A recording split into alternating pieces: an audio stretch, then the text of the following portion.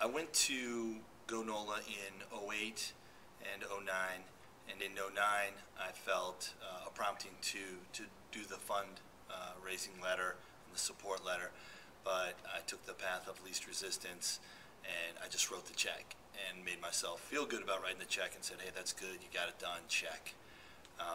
So this year, when the opportunity came back to sign up for GoNola again, I felt that same prompting this time for to write the support letters and the fundraising, and I really felt something more that God had something to show me, and that if I would just be faithful and for me humble myself to write those letters and do it and follow through, that He would reveal Himself.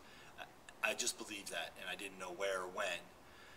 So as I started to write the letters, I really physically had a hard time writing it. I mean, I couldn't believe that I was really struggling with this, and so I started to work through it, and the more I just started writing the letters and recrafting the basic letter you guys give us to really fit the real me. And I just said, I'm going to throw the truth out here. I feel awkward doing this, and I'm afraid of it. What will people think of me for asking for money? Because I have a good job, and I've written the check in the past. Why would Dave ask for money? And why would he ask for prayers? And then the more I wrote about that, the more I discovered what meant more to me was for people to pray for me. And then as I started writing them and getting the letters out there, and actually sent them, I found that it was pride. I didn't know that I had this, what I've described as a passive-aggressive vein of pride in me that was pretty deeply rooted, that said, you know, I worked hard to get where I'm at. I take care of myself. I have no problem giving to others. I love giving to others. But to receive something back and to ask for it was just so extremely difficult. The first response I got was a phone call from a friend of mine out on the West Coast, and he called me to thank me for writing the letter because he had just finished a Friday night dinner with 2 out of his 3 daughters and his wife, and he read the letter at dinner while they were out at the restaurant, and he said it was the most heartfelt, best conversation he had had with his daughters since they had graduated from college. And it was like I gave him a gift to ask him to support me and take care of me, and that collectively they as a family wanted to do this, and they were excited about doing this.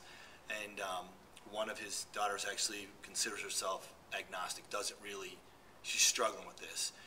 Had I not written that letter, that conversation wouldn't have happened. And had I not submitted to just humbling myself and saying, I do need to do this, there was just so much more in that. And then another response came that I got, and when I started to get some emails back from people that I had sent this to that said, thank you for allowing me to be part of something bigger than myself, that I'm not brave enough to go out and do this or spend my own time, or I'm not able to, and that you've allowed me, again, like I've given somebody a gift, to be able to help me, to participate. And they started to just come back one after another.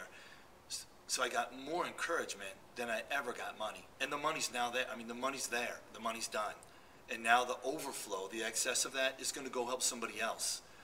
And had I not submitted and humbled myself to what I felt God asking me to do, prompting me to do, I would have never experienced the super high of like those phone calls from someone, you know, across the country to tell me thanks for giving them a gift. I would have never experienced that high. And then the relief, like, wow, this wasn't so bad. Because that was second to pride, was fear. I really was afraid of what people would think of me and judge me, that, again, I do okay, I've got a good job, I should be able to pay for this. Why would Dave even ask me for help? He gets free cars. He doesn't even have a car payment. Why would Dave do that? And so I just, you know, in my brain, I'm like, I couldn't connect the dots, but that fear would have never been alleviated, and I'm positive that if I wouldn't have done it and I wanted to do it again the next time, it would have been so much more difficult to do again, because I was running away from that. And I didn't know that pride was there, laying beneath the surface. And I had to walk through that fear and just trust that God would show up, because he does. It's not always my timing, but he does. Right now, his timing's beautiful and perfect. He's just showing up.